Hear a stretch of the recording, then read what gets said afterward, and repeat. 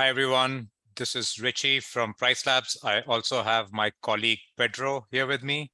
I'm one of the founders at PriceLabs, look after our sales and marketing, and Pedro leads our data science team. We're going to wait for a minute or two to let everyone funnel in, and then we're going to talk about the product updates that we have launched in the last month or so. We have a mouthful that we're going to discuss today. But at the same time, we'd love to take questions or answer anything. At the bottom of your screen, you will see like a Q&A thing. Please type in your questions there, and either Pedro or I will try to address those. We are also recording this webinar, so if you have to leave halfway, or if you want to revisit some concept, you can always do that. We update our videos on YouTube channel, so you can always find them there. All of our product update videos. Just double checking, Pedro, I'm audible, right? And you are, yeah. You can hear me? Okay. Yeah, cool. Yeah. Okay. So thank you so much for everyone who's joining in. We're going to wait another minute or so, and then we'll get started.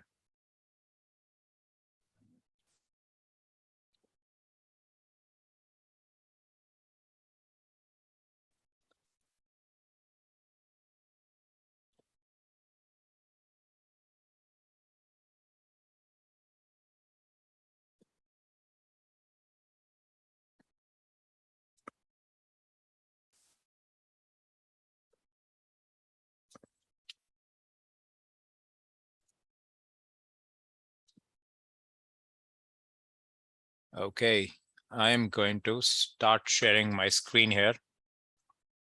And Pedro, if you could tell me if you can see my screen, that'd be amazing. Okay. All right. Cool. Thank you everyone for joining in. My name's Richie. Like I said, if you just joined in, you might have missed out on that. I am one of the founders at PriceLabs. Also have Pedro here with me, who leads our data science team. And we're going to cover the updates that we have launched in the last month and a half. We are going to be recording this webinar. So if you want to revisit it at any point, you can always find this on our YouTube channel. And to find our YouTube channel, you can, if you Google PriceLabs, you'll find it, but in some time we will also post out a link to our YouTube channel. Now, with that said, let's dive into this. Today's agenda, we're going to talk about three key things. We're going to talk about how we have completely revamped how minimum stays work, right? So if you've been following along our journey for the last 3-4 months, we've been constantly changing and evolving how those minimum stays work, so that we can give you the most powerful solution that you need to be able to cater to all kinds of minimum stay requirements. And Pedro will touch on that and talk about how those minimum stay requirements, right from intelligence to customizability work, how they help you drive more occupancy, how they help you optimize your revenue. And then after that, I will touch on some of the other features that we have launched that help you. Having said that, at the end of each slide or so, we're going to pause for questions. But if you have questions at any moment of time, type that in the Q&A box at the bottom, and we will try to get to them either during the call or at the end of the call, or if we can't get to it, we will get back to you via email. Again, this is getting recorded, so don't worry if you have joined halfway through, or if you're going to have to leave at some point, or if you want to revisit some concept. With that, let's get started. I will ask for Pedro's help. Pedro, are you okay with me just sharing the screen and you talking through it, or should I just give you the control? I can just give you the control if that's better, right? No, I think if you could share and I can go along, would that work? I think that works better. Cool. Okay. All right. So Pedro, minimum stay enhancements. That's the number one thing that we're going to talk about. Pedro, take it on. Yeah. So I guess minimum stay enhancements, right? We've had minimum stay enhancements in PriceLabs for a while now, but we've kind of put together this significant update that we're calling MinStay kind of 2.0. And then the reason why we're doing this is because we want to make our minimum stays a lot more flexible, right? So minimum stay, the idea is to control how like the least amount of nights that you want your guests to book. And it's a way of blocking your calendar solid, right?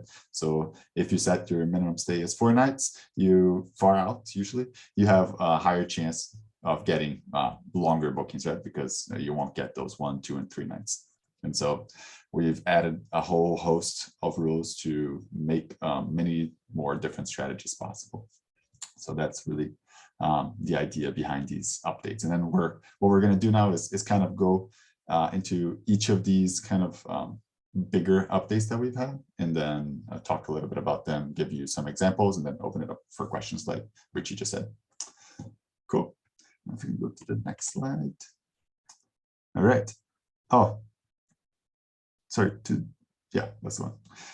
Yeah. So first rule that I want to talk about is the same. It's an analogous thing to the minimum price, but in minimum stay, right? So it's the lowest minimum stay, and it's a way of adding a lower bound to the minimum stay settings that you want to configure, right? So this is like the highest priority rule for the minimum stays. And so that means that it doesn't matter anything else that you do in your system, nothing can send your minimum stay below the lowest minimum stay, even an override.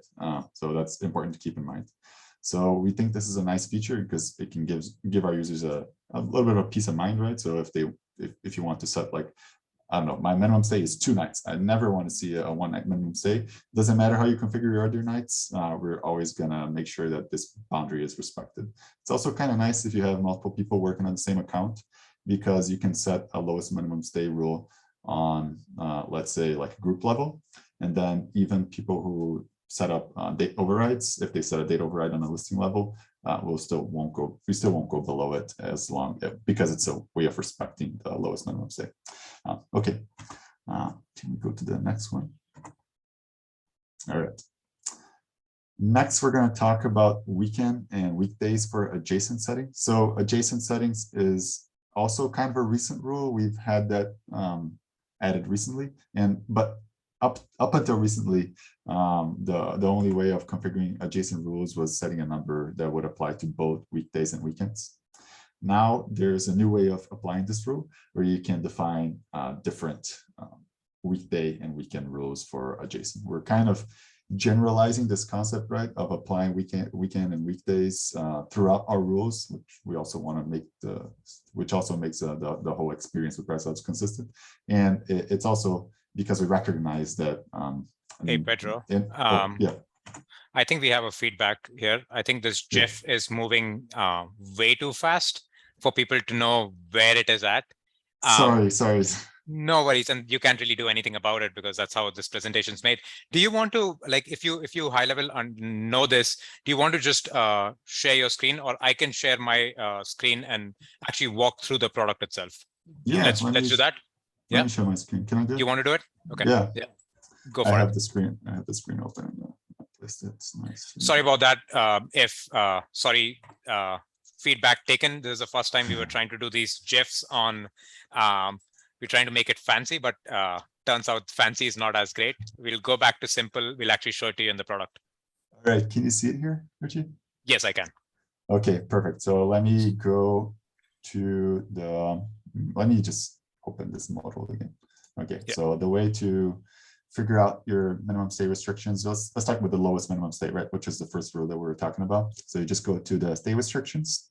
Here, depending on how you've configured, if you have other profiles set up on your account, you might see this like big list in the dropdown. Here I have a bunch of just 3 profiles that I've configured previously. But if you want to set up this rule right here on the listing, you just go to custom. And then under the custom profile, you can really change all these rules on a listing level, right? So you're going to see a lot of stuff here because I've enabled absolutely all options on my account. But if you don't see any of these, it means that they haven't been enabled in your account yet, and you can ask for support for it. But let me just go down to the lowest minimum stay. So lowest minimum stay will be under advanced customizations. And then here, the very last rule is going to be the lowest minimum stay allowed. So here you can set up the rule that we're talking about, right? So we can say, well, on weekdays, I don't want to take anything lower than two-night minimum stay, regardless of the other rules. And then on weekends, I want 3 nights. And so this will apply to all of your listings. So even if you went here on default, right, and you set up 1-1, because the 1-1 has a lower priority than this lowest minimum stay, we'll still set up your weekdays and weekends to 2 and 3 nights. Yeah. All right. So the other slide that we were talking about is about adjacent stays. So adjacent stays is broken down into 2 categories, right? One category is adjacent before booking, so all the nights right before booking, and then adjacent after booking, all the nights after the booking. And the general idea is that if you get a booking, in general, so a lot of these rules are about minimizing gaps, right, in your calendar. So the idea is like if you already have a booking in your calendar, if you booked a booking right after it, right, even if it's a 1-night minimum stay, then you're still booking your calendar solid, right? Because it's almost the same thing as the guest adding a night to their stay, even if it's a different booking. So it's usually considered a good thing. So, but depending on if it's a weekday or a weekend, you might have a preference, right? I mean, I don't know. Even if it's an adjacent booking, I still want to take a 2-night for the weekend because I don't want to book the weekend as a single night. So now what we've done is we've introduced weekdays and weekends for adjacent. Before it was only a single value. So that's kind of the big change that we've added recently. Yeah, and that covers the adjacent rule update. Let me go to, sorry. Let me go to the next calendar. So lowest we've talked about, adjacent we've talked about now. Now let's talk about the visualization. All right. So the same way that we visualize price, and I'm going to bounce here between my screen and the presentation, so we can see this slower. So the same way that we visualize prices today, we've added a visualization for minimum stay. So let me show how that looks like. And the idea is that there should be a handy way for us to like really see what the minimum stay is on the calendar, see the impact of the rules that you set up. So let's see how this one looks like for this listing. So the way to get to this is you go to the neighborhood data, right? The place where you would see your prices on a chart. And then if you scroll down, you're going to see, I made this like really, really odd setting, but you're going to see the same kind of line chart, but now for a minimum stay setting. So let me just focus on this first part here that looks a little bit more interesting. Yeah, so you can see here that I have a minimum stay of 1 in general, and then on some nights I have a minimum stay of 3. And then it's not clear just by looking at this why is the minimum stay 1 or 3. So what I can do here is I can go to show reasons. It processes it for a little bit, but now that it's processed it gives me the reason why this is happening, right? So it looks like this listing has a default of 1 for both weekdays and weekends, but there's an override. I think this is for all the Wednesdays in the next month, where I set up minimum stay of 3. So you can see it both because it's a different kind of level, right? And you can see it on the tooltip, but it's also color coded. So you'll see different customizations coded in different colors. So I don't know, I would recommend, like, if you have a really complex set of minimum stay rules, which becomes a little bit hard to track in your head, just set it up on the customization panel, and then you hop onto the neighborhood data tab, check this chart, and it will give you like a nice visual of what your rules are actually doing. So that's my preferred way of using this. So let me go to the next chart, the next slide. So minimum stays. Advanced features. Okay, so these I think are pretty complex. So only use it if you really need it, but they're here if you do. So these are not available by default for our users for a couple of reasons, right? They're really complex. The use is kind of limited, but it also kind of clutters the interface a little bit, right? We want to keep the interface as clean as we can. So we only keep the stuff that's more useful there. But if you need this, do reach out on support, and our support will enable it to your account. So let us take a look at these 2 here. So one of them is minimum stay restrictions based on the booking window, right? And what this means is orphan settings might not be useful depending on the booking window. So for example, if the booking window is very short, you might not want to take some booking, or the other way around, right? You only want to take orphan bookings if the booking window is really short, right? Because what happens sometimes is people who have really long booking windows, right? People who book like far ahead, like in some vacation markets, they book like 6 months ahead. They might create some gaps in the reservations that are enough to trigger the orphan gap rule, right? You have like 2 week-long bookings that create a 1-night gap in the middle. And if you have an orphan rule that applies to your whole calendar, that orphan gap might become available as a single night. And that's sometimes fine, right? But if you have a high cancellation rate, what will happen is you get those 2 nice bookings, and then you get a 1-night booking in the middle, and then the gap before becomes available, and now you have this weird combination of week-long booking and single booking when you actually wanted to give preference to only week-long bookings far out, right? So the way to solve this is to restrict your orphan rules so that they only apply on a really short booking window, right? So you can say, hey, if it's in the next, I don't know, 14 days, I'm okay taking orphan bookings as low as 1 night.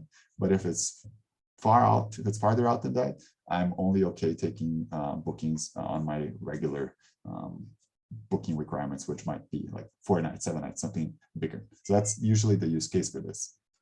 Hey, yeah, Pedro, you're still sharing the PowerPoint. Yeah. Let me go to the UI and show how this looks on the UI. So. And to everyone who's listening in, I'm going to launch a poll because I actually want to understand how many of the people who are attending actually are using the minimum stay feature that we have. Oh, I get the poll too. Yes. Okay. But this is how it looks like minimum stay for orphan gaps. What if you have this booking window function enabled on top of your regular kind of input boxes here that you'll see, you'll also get a set of input boxes below that define what's the booking window to apply this. So when I was talking about only applying this to the next 14 nights, this is what it looks like. So 0 is our code for same day.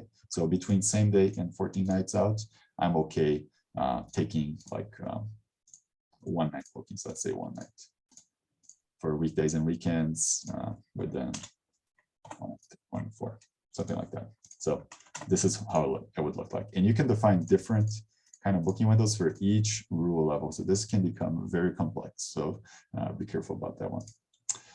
The next thing that we were going to talk about is and I can help you with this. This is for avoiding gaps in your calendar. If you go into the UI itself, avoiding gaps in your calendar by allowing orphan day or adjacent day to take precedence and increase. Yeah. So by default, orphan gaps and adjacent days are meant to kind of incentivize bookings, right? So by default we don't allow these rules to increase the minimum stay. But sometimes you still want to increase the minimum stay using these rules. So to make this possible, we give you this checkbox here, allow minimum stay. And this is, again, available on every single level of this rule. And by checking this, you can say, hey, when I have like I don't know, let's say nights between 1 and 5. Let's say 3 and 5, because this makes sense. So when I have between 3 and 5 nights, I want the orphan gap to be set at 3 nights, regardless of my other rules, right? So even if it's a last-minute booking, if it's a gap, I want this to be a 3-night booking. So this is how you set it up. And this is available both for orphan gaps, as I was saying, and also for adjacent settings, which are down here. So you can see that there's the same allow minimum stay increase checkbox here. Okay, let's check. All right. Yeah. Pedro, I think outside of that, it was usability improvement, so you can ignore that. Okay. What I just realized after running the poll, and if you're listening to this webinar and if you have not done the poll, I would highly request you to do the poll, which is at the bottom of your screen. You'd see like a poll pop up. What I'm seeing in the poll is that 50% of the users are not using minimum stay customization. So this is like really advanced, possibly. Is it okay if I share my screen, Pedro, and just like talk about just a little bit of basics of the customization itself, so that if there are users who are absolutely uninitiated, they have some idea of what we are talking about here. And just so you know, guys, actually, let me share my screen. Yeah, maybe this ties in well with the recommendation that.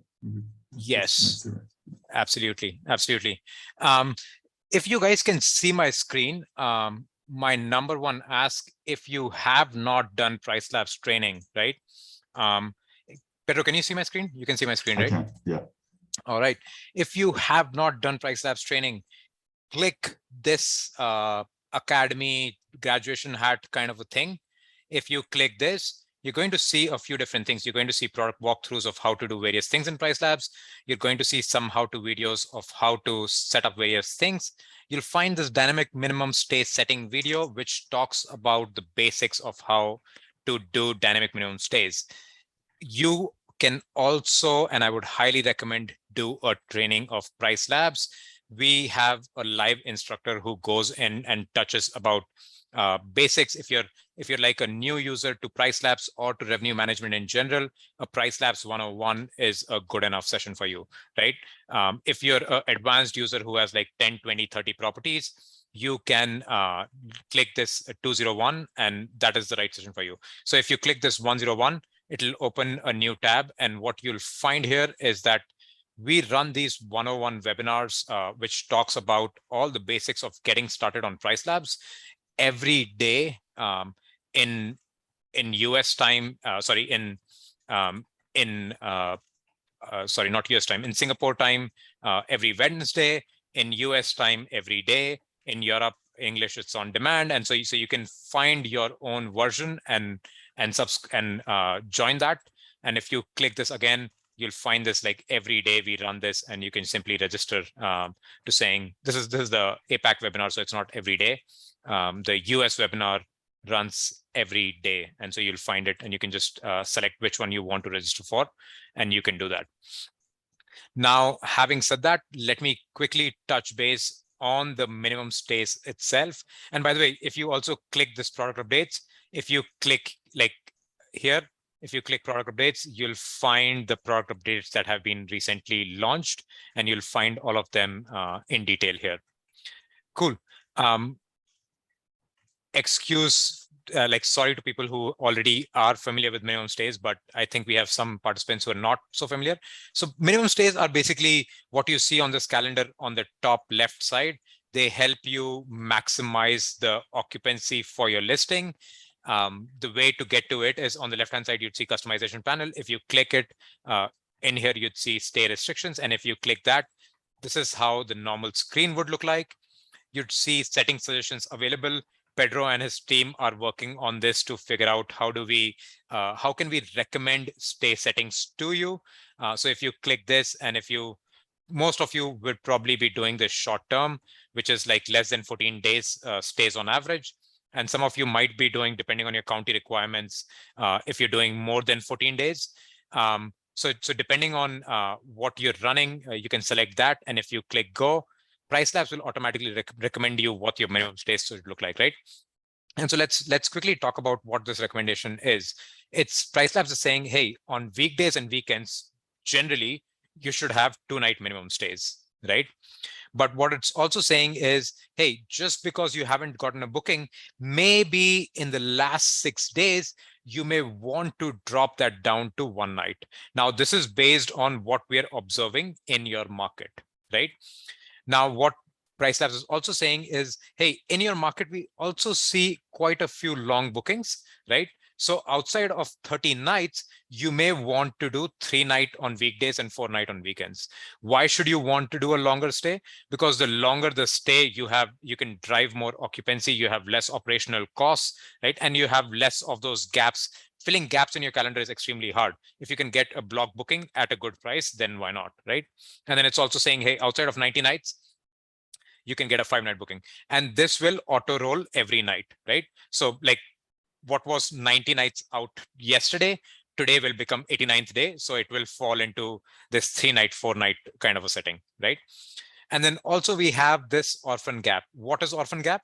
So assume PriceLabs enabled this 5-night for you, and you have a 5-night booking. You have 2 nights that are unbooked, and you have another 5-night booking.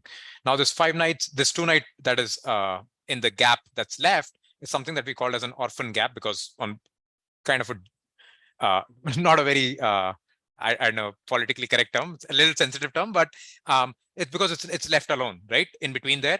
And normally it would have a 5-night stay and you can't really book it anymore.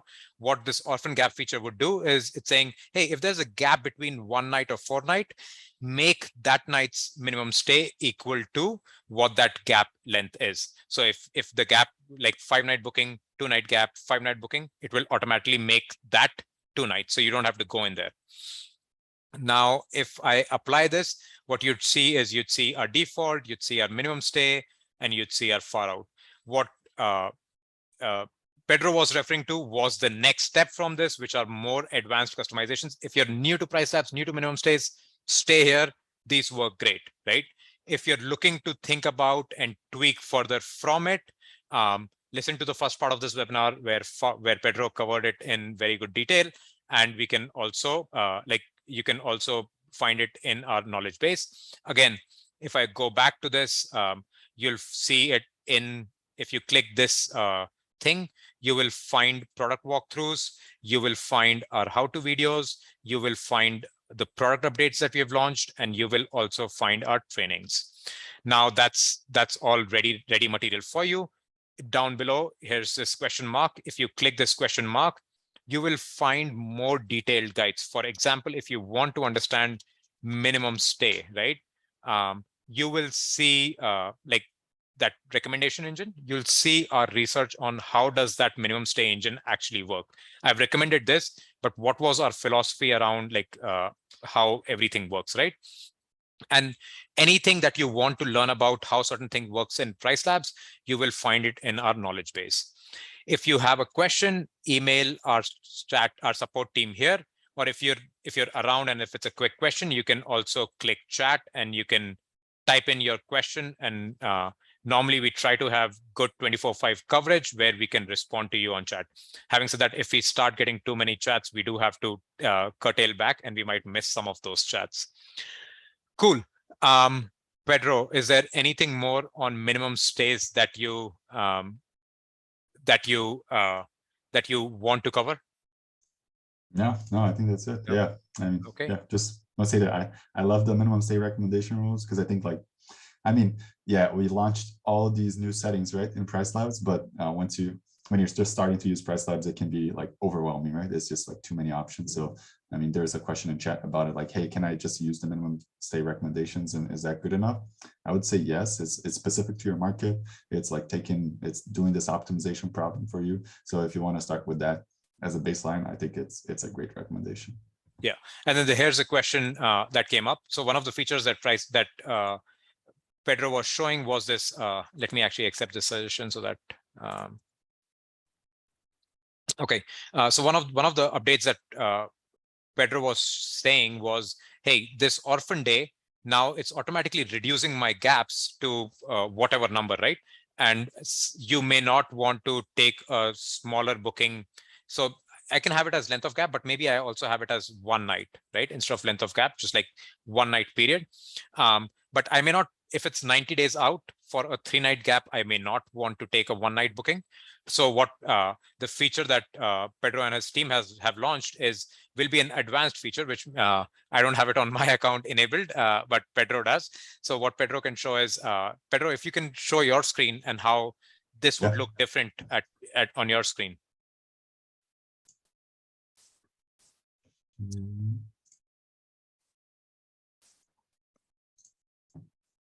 Yeah, so if you remember Richie's screen, he didn't have these 2 boxes down here, but I have this feature enabled in my account. So I have these 2 boxes where you can say, hey, apply only within this many and this many nights, right? So like Richie was saying, like, hey, apply only within the last month, for example, and then 1 night, 1 night, and then one.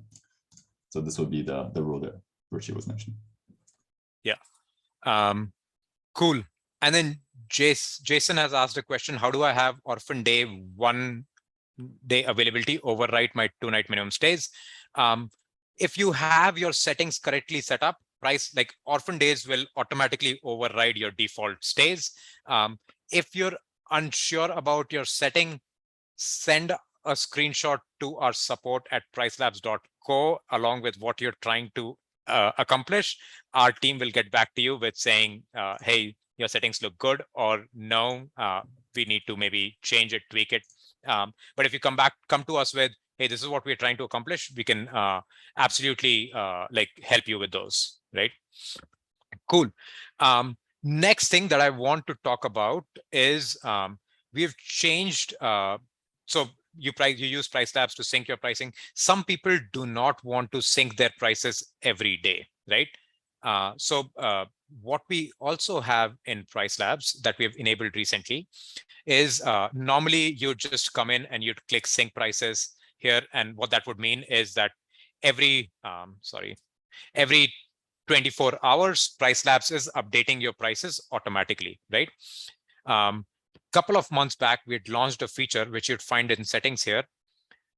What that allowed you to do is in sync settings, while we were automatically updating at some random 24 hours, but you could come in here and you could say, I want to specify my time. You can specify your time zone wherever you are. So let's say you're in Americas and you're in Chicago, and you want your prices to be updated every day at 8 a.m. And so PriceLabs would automatically do that at 8 a.m., right? What we have recently launched is also what dates do we update on. Some people do not want their prices to be updated every day. It might be how they operationally run their business or how they run their quotes, et cetera, et cetera. So you can choose to say, hey, PriceLabs, I don't want that many frequent updates. I only want you to update it on Monday, for example, right? So then while we'd be calculating rates every day, we'll only update it on Monday, right? Again, not something that everyone needs to do, or most people don't need to do it, but some people may have that operational need of saying, hey, I don't want the rates to be updated as often, so I will do this, right? Along with this, I did want to specify, we update your rates once every day, but if you wanted to update additional times a day, you can always come back, select an hour and say, hey, you're updating at 8 a.m., but also after you see market changes at 1 p.m., please update my rates, and also maybe update my rates at 8 p.m., right? Again, you don't need this if you have small, like individual properties or like couple of properties. If you're more a hotel style or a resort style or a campground style where you have like a lot of properties and you're really looking to update prices based on how the occupancy is moving, that's when you should do it. Do know that this costs additional $1 per listing. So most people don't need it, but if you need it, you can use it here. So that's one thing. The new release was your ability to saying what day do you want the sync to happen. The next thing that we worked on is many of you may have parent-child listings. Parent-child listings normally happen in PriceLabs for two reasons.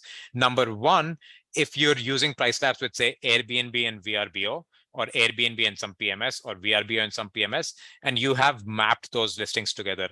Previously, although these listings had the same price, they would sync at sometimes different times. Now we have changed that. The moment you sync the parent listing, we're also going to send prices for your child listing. This helps remove the price parity differences that people used to have, and you're going to get the same price. The other reason why you may have parent-child listings in PriceLabs is, for example, you have, say, the same like a hotel style accommodation where, or a serviced apartment kind of accommodation where you have 2 bedrooms in the same building. You may want to bring them together and say, hey, this is all one property. This is all one type of pricing. I want all of them to work with each other and price each other.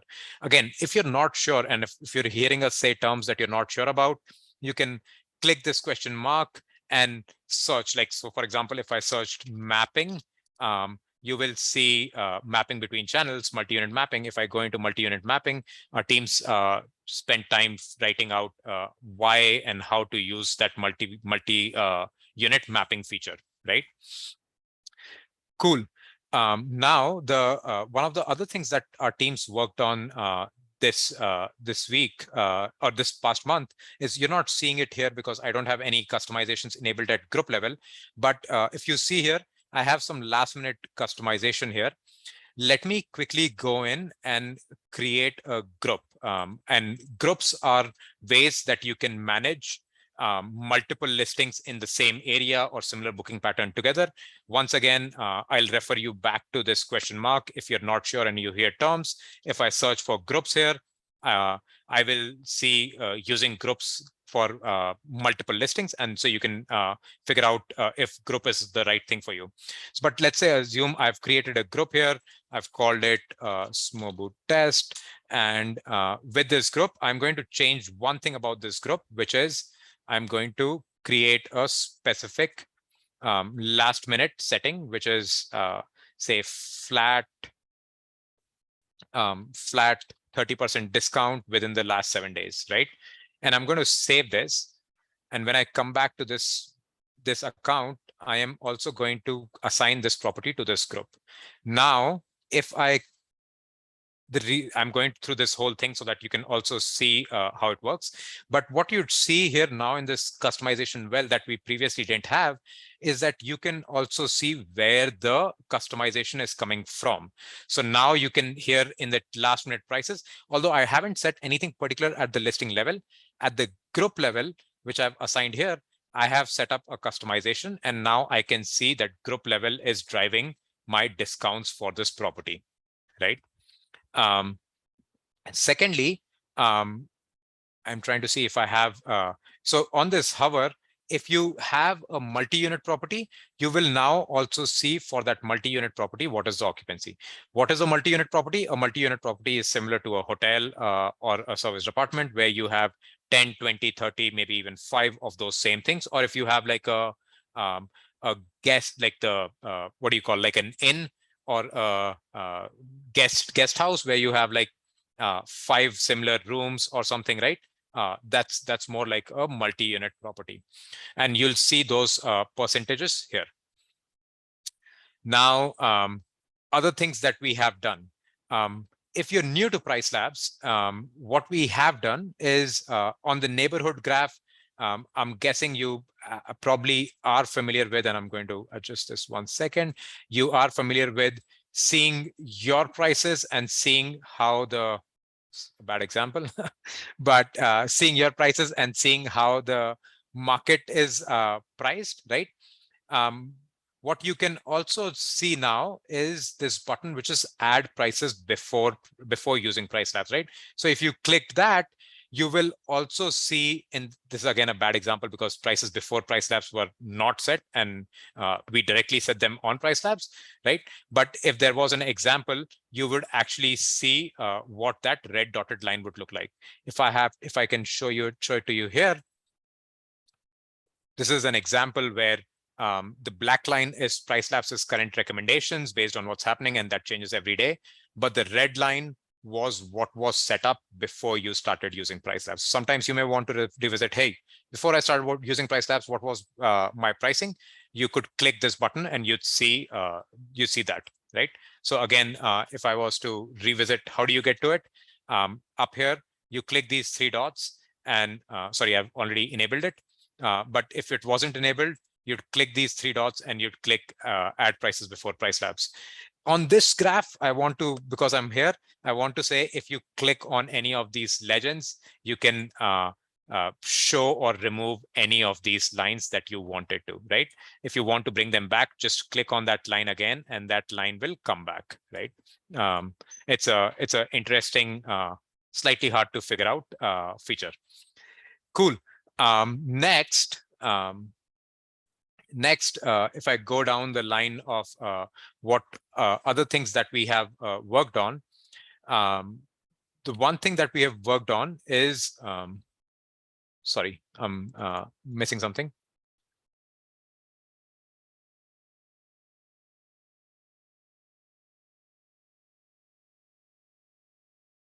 Okay, sorry.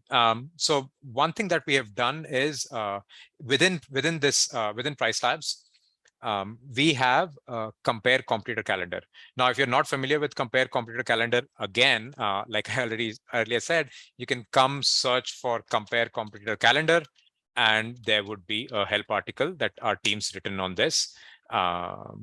Should have come up. Let's see. We're missing right kind of tagging, but if you don't see it here, search here and you'll find it. But I'm going to go back and tag the right article. And you'll find the, can't find it at all. Okay. We'll find the right thing for it.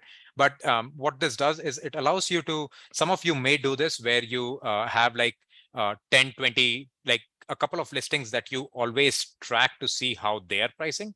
So what you can do is, if you know them on Airbnb, either their name or listing ID, you can find them, you can add them.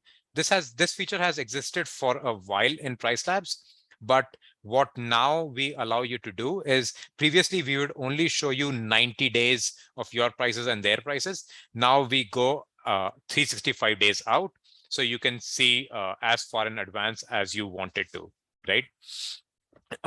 We also have releases in Market Dashboard that we are not going to touch. We have released several things on integrations. We've released an integration with Bookai Pro, update 24/7. We have made our integration with Muse PMS significantly better. If you have any questions about your integration on improvements or ideas, feel free to send us an email at support@pricelabs.co, or again, click this question mark, click email support, and send in your ideas. We're constantly revamping PriceLabs.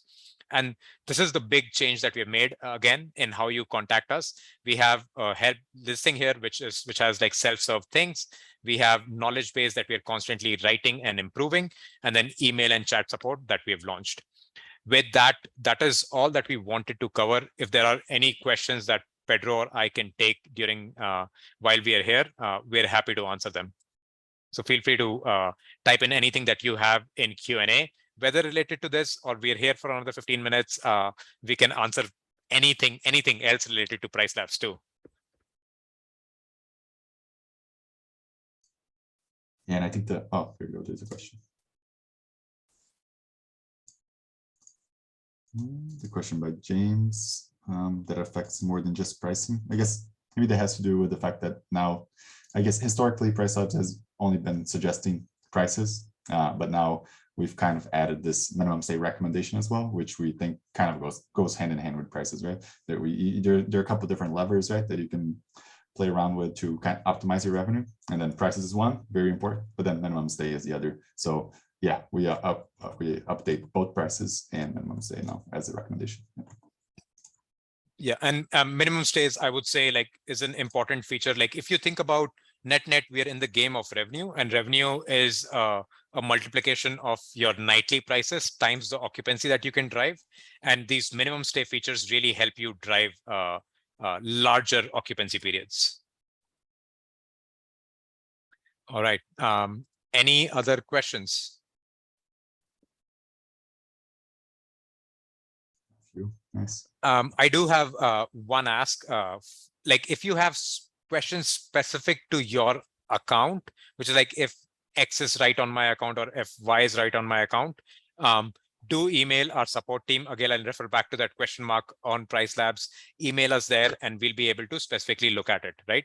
But I'm seeing a bunch of questions come through. Let's start addressing that. So number one, I'm seeing a question from James, which says, having trouble setting maximum stay. Can that be done in PriceLabs? We don't set maximum stays today in PriceLabs. Happy to hear why you'd want to do that, especially if your nightly prices are optimized and you don't have a special discount going in. If someone wants to stay at like short-term rental prices for a really long time, you should absolutely take that.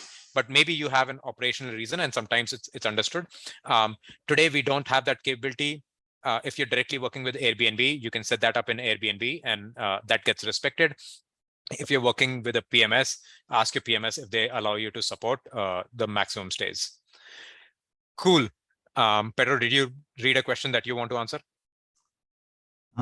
There's a question about discounts on Airbnb and how that interacts with discounts on PriceLabs. So it's very common, right, to set up weekly and monthly discounts on Airbnb, but they are completely independent from PriceLabs, right? So it's not possible to configure like discounts on PriceLabs that will be ignored if you have a discount on Airbnb. Discounts on Airbnb are always applied on top of PriceLabs prices, considering the last minute prices and all the other rules that you have. So do keep that in mind. I think that's actually kind of a nice feature, right? Because you don't want your prices to be like, I don't know, static just because you're getting like a monthly discount or a weekly discount. But yeah, that's just to kind of clarify this thing. Yeah. All right. I see a question from Surendra about owner. I use owner res as my PMS. Does changes in PriceLabs minimum stay override OR settings? What, like if you enable minimum stay in PriceLabs, 100% we will override what you have in owner res, right? And that's not just true for owner res. Generally, in any PMS, once you sync that feature, whether that's pricing or stay settings, we will override it.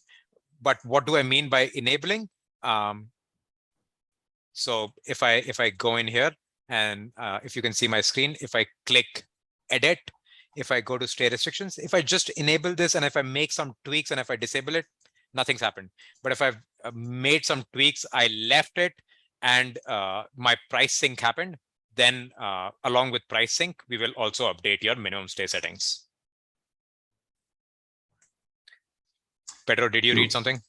Yeah, there's a question by Niall. How do I make sure that PriceLabs doesn't give a double discount?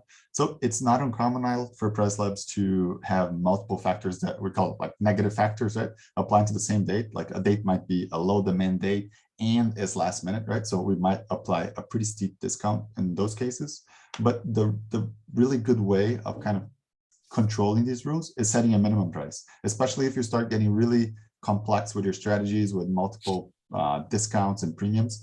I think it's very critical to set a minimum price and a maximum price. It doesn't have to be a really conservative one, but it should be a minimum price that makes sense for your business, right? In terms of like maybe the operational cost, that kind of thing. So, but as long as you set a minimum price, it doesn't matter how many discounts PriceLabs has configured to stack on top of each other. We'll never go below the minimum price unless you do a fixed override. That's the only way. Yeah. Very cool. Okay, I have a question from Mikey here, which says, are prices coming from PriceLabs, the master pricing, and ignore the price increase or markup on your PMS? Depends on where the markup is set up on the PMS, but if you have the markup set up at channel level, and this also ties into James's question around booking.com. So if you're using a PMS and you have a channel level markup, what will happen is PriceLabs prices will go in, the channel level markup will apply on top of it. Usually you'll want to have a channel level markup for different commissions or service fees, right? So PriceLabs is sending $100. Maybe for Airbnb, you have a 15% markup, and for booking.com, you have a 12% markup. On those $100, we will apply, like PMS will apply a 15% markup and tell Airbnb that the price for this night is $115. And for booking.com, it will say, hey, $100 is the base price, 12% markup. The price for booking.com is $112. All right. Pedro, do you have something? Question from Maggie. Can you explain occupancy-based discounts or occupancy-based adjustments? So Maggie, occupancy-based adjustments is one of the rules that we think is maybe one of the most useful rules in PriceLabs, to the point where even if you haven't configured on your account yet, we are applying a default occupancy-based adjustment to your account, a really mild one, but it's still, we are applying it. And you'll it's not completely hidden. If you hover over a date on your calendar, you might see that we are using that for certain dates. But coming back to your original question, what is it, right? The idea is that over certain booking windows, we calculate an occupancy, and then we adjust your prices based on that. So, and kind of, and in simpler words, right? What this means is like, if you're getting really booked last minute, we will increase your prices automatically. Or if you're completely vacant, right, between days 14 and 30, for example, right, this kind of booking window, we will start decreasing your prices gradually. And it's all proportional to your occupancy, so it's nothing drastic, but it's something that's really useful to tune your prices automatically. And you can either use one of our preloaded profiles, or you can configure your own profile with custom factors depending on custom booking windows and all that stuff. Richie has the article open, which is more interesting than, yeah, that has a lot more detail than what I'm talking about. 100%. Cool. Next question. And this goes to, we have a bunch of secret features in some ways. So if you have like the secret menu of what's that California chain, Sonic, right? Or but anyway, we have the secret food menu of sorts. We have a bunch of things that we can do in the backend that we don't always expose because it can get confusing. One of the questions that we have here is, hey, can you round up or down my pricing to the nearest zeros, right? Nearest tens. 100%. Email our support team and we can do this, right? So if your pricing is ending in 357 or 359, we will automatically round it to 360. And Pedro, correct me if I'm wrong on that. No, that's correct. Yeah. All right. So yeah, so reach out to our support team and we can help you with that. All right.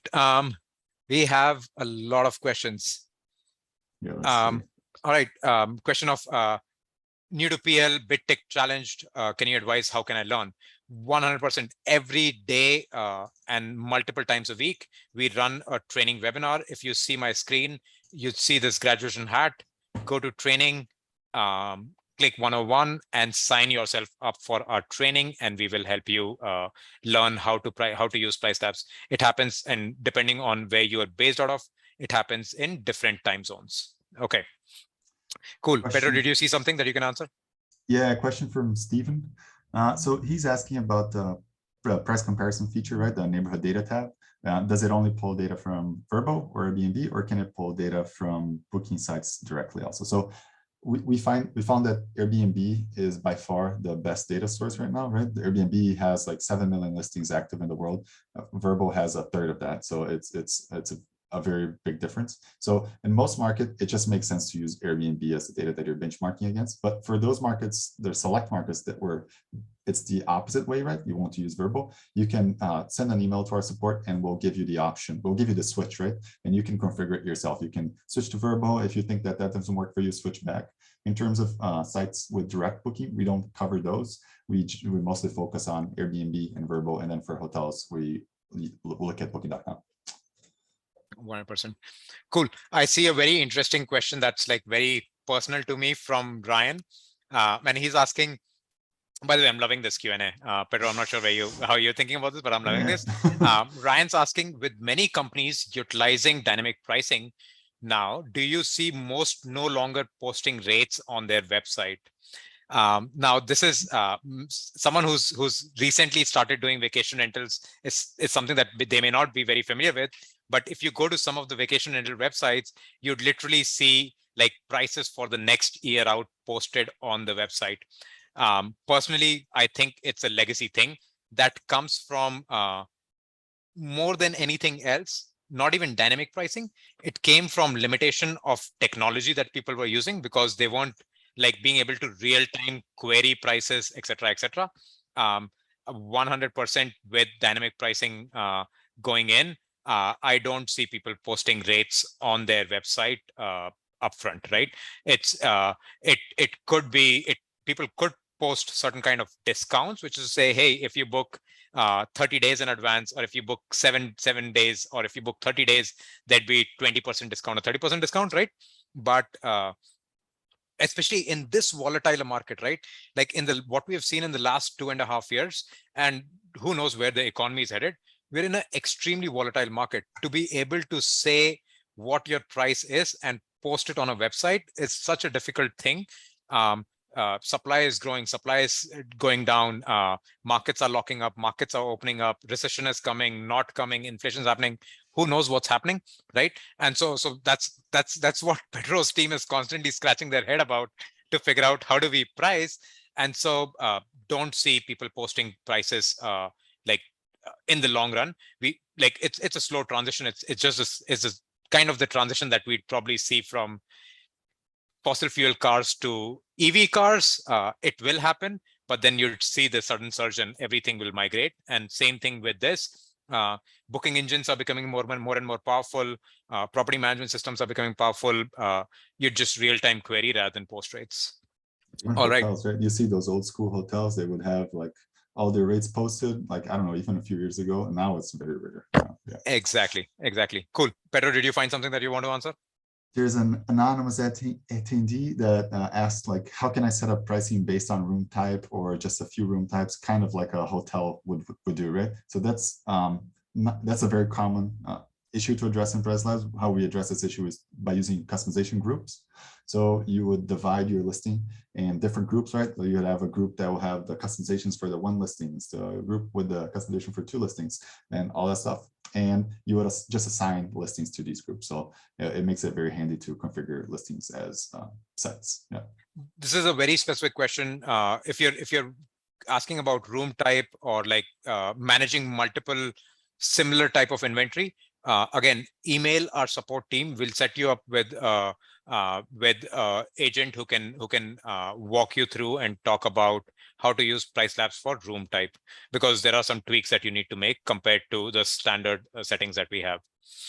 All right, Pedro, I want you to answer this question, which is from Vic.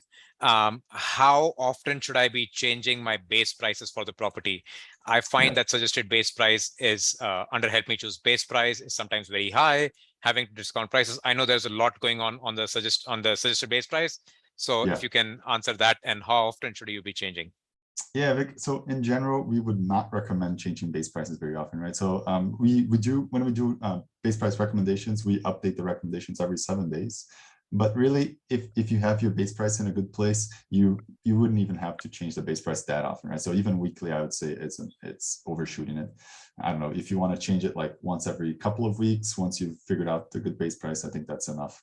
It's different if you've just purchased a listing, for example, and you're unsure where this listing sits in the market, right? So you might, if it's a brand new listing, you might start it at the market median, and then you'll slowly figure out like, hey, it's actually like a little under the median or a little above the median where the right base price should be. But in general, you should change it slowly. In terms of base prices being too high, do shoot us an email if you see a specific issue with your base price. There might be some things that we can do for your account. But if you are at the same time increasing your base price and discounting your prices, it does sound to me like there might be something wrong. So yeah, do get in touch with us. That's not usually the behavior that we want happen, right? We don't want you to, like, I don't know, use one rule to increase prices, use another one to decrease. It sounds like counterintuitive. So yeah, do shoot us an email. Yeah, and also like question, like one thing, can you actually, I'll just address this. Pedro and his team are like specifically working on making that base price really, really good, right? It's something that we're constantly evolving. Like the reason why we're in business and what we're doing is we don't have like everything resolved and built out on the first day. And like I said, the market's so volatile, it's constantly changing. And so we're constantly trying to figure out and adapt to it. So we're trying to stay a step ahead, and we're trying to move forward. So there's a concerted effort on working on base prices. And also, like, how often should you change? We're also working on something, and again, on engineering side, the timelines depend on how quickly are we able to solve a problem, because some of these problems can become very complex, and how do we optimize, right? But we're also trying to work on figuring out, hey, if there is a certain skew where we want to say, hey, your base price really needs to change and you have not changed it, you will get a notification via somewhere like email or something from us to saying, you really need to change your base price. The base price that you have set is so far off, right? We don't have that engine live today, but again, our team's working on it to build something out on that. Okay. All right. James, I see you have a few specific questions. Email us and we will ask you, we will try to help you. I see someone who's asking, joined late. Can you explain how minimum night features work? I would say, like, we have a lot of material on how minimum night stay feature works. Please do read our help desk article. Look at our YouTube. On our training videos, we cover this every day. So like, just to save time, I'm not going to address how minimum stays work now, but you can visit it there. And also, yes, this call is getting recorded and will be available on our YouTube channel. So if you go to YouTube and search for PriceLabs, you'll find our YouTube channel. All right. Did you see something? Yeah, Vic had a quick question about, like, how does PriceLabs work in relation to previous rule sets and Airbnb? Does it completely override them? So PriceLabs will override go ahead. Yeah, wanna- not rule sets. Rule sets is an exception. Gotcha. PriceLabs will overwrite your Airbnb rates, right? If you Yeah. had rates in Airbnb, PriceLabs will override them. Rule sets is this funky thing that Airbnb has that somehow the API does not work very well with them. If you're seeing certain rule sets that don't look like they're coming from PriceLabs, it's possible that you've enabled them on Airbnb. Remove your rule sets on Airbnb and let PriceLabs control the pricing. Rule sets is this funky thing somewhere in between that Airbnb had launched that don't fully work with the API. Gotcha. All right. Maggie. So Maggie's asking, do you have an extra paid service that someone can review, evaluate, make suggestions on pricing mainstay for each of my listings? We don't have a paid service for this, but we do have several experts in our network who can help you with this. Send us an email. We can do a one-on-one call with you to figure out what your requirement is, Maggie, and then refer you to one of our experts who know how to do this, right? And if you're on this call and if you're an expert and interested in like doing professional services, helping other people use PriceLabs better, again, email support and we can help you set up so that anytime someone asks us this question of getting more one-on-one help, we can reach out. Okay. To answer to James. Okay. All right. James, please reach out to our support team and we'll help you one-on-one because there's something specific about your account that you'd like to check, and so we'd like to do that. Cool. All right. Cassandra, I see we have a bunch of questions unanswered from you. Would request you to again email our support team and we're going to answer your questions, hop on a call and answer them. All right, we're up to an hour that we had. I would say thank you so much for listening to what we had to speak. It was a mouthful. There's a bunch of features and changes that we have coming. We are here. Reach out to us on support team. We can help you try to answer your questions as well as we can. Be patient with our support team and don't all ask questions right after this webinar because that would mean like we have hundreds of questions right after this webinar and then the support team can get overloaded. But we are here.